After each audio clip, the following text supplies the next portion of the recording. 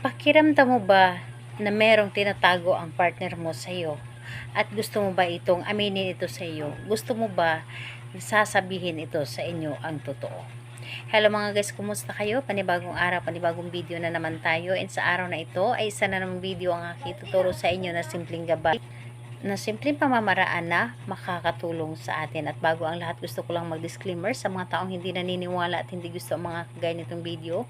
Please skip this video at maghanap kayo ng videos na gustong gusto nyo, dahil ang video na ito ay para lamang ito sa mga taong naniniwala and gusto mag-try. Sa lahat po ng mga nagko-comment dito sa aking video dito sa loob ng aking channel, mag-iingat sa lahat ng mga nagre-reply sa inyo na dinadala kayo sa kanilang WhatsApp and Imo app upang makaiwas po tayo sa scam. Ngayon po ituturo ko sa inyo paano nga ba magsabi ng totoo sa inyo ang inyong partner. Yung tipong wala siyang pwedeng itago sa inyo at hindi niya kayang itago at isasabi ito sa inyo na totoo. So, dito po is kailangan natin ng ating gagamitin. Kailangan mo lamang dito maghanda ng isang maliit na pirasong papel. And kailangan natin syempre dito ng panulat. And optional lamang kung meron kayong kandila na kahit gamit na. Dahil ang kandila po ay isa ito sa makakatulong sa ating mga ginagawa sa mga ritual. Dahil isa ito sa nabibigay ng malakas na energy sa atin. So, optional lamang ang kandila. So, kailangan mo lamang dito na i-ready ang inyong sarili. Kailangan na kapag gagawa ka nito ay buo ang inyong loob, tiwala at paniniwala sa paggawa nito, and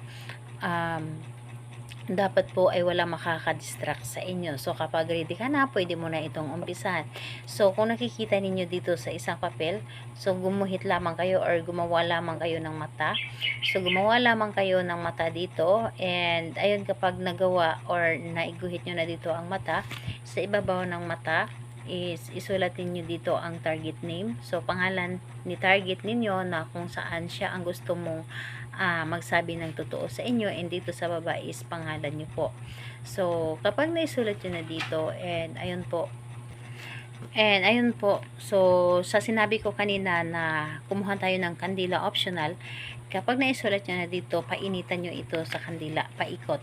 So, painitan nyo ito sa kandila, paikot, at paulit-ulitin yung sasabihin yung kanyang pangalan at apelyido. So, halimbawa, ganito po, ito ang kandila. Ito ay nakasindi na.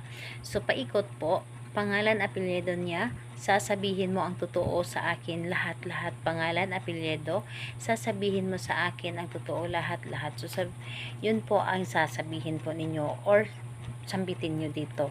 So, ilang beses itong paikutin? 7 beses po na pinapaikot ninyo sa apoy ng kandila, and kailangan mainitan ang papel na ito.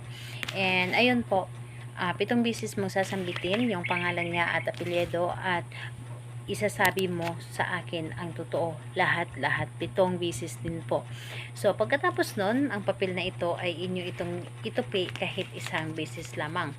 So, ayun po, nandito na ang energy ng inyong mga ginagawa, and itago ninyo ito kahit sa ilalim ng inyong higaan or sa ilalim ng punda ng inyong unan.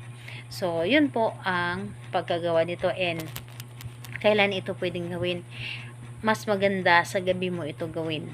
Sa gabi po kasi is malakas ang energy at mabilis na mapapakinggan ng universe, lalo na kapag tahimik na ang paligid. So kahit anong oras or araw pwede po, pero mas maganda sa gabi. So ayun po, kapag naramdaman nyo na or gumana na ito, ang papel na ito, pwede nyo na itong kunin, sunugin, o di kaya itapon. Pero mas maganda na sunugin ito. So ayun po, salamat po sa inyo. Bye bye everyone. God bless us all.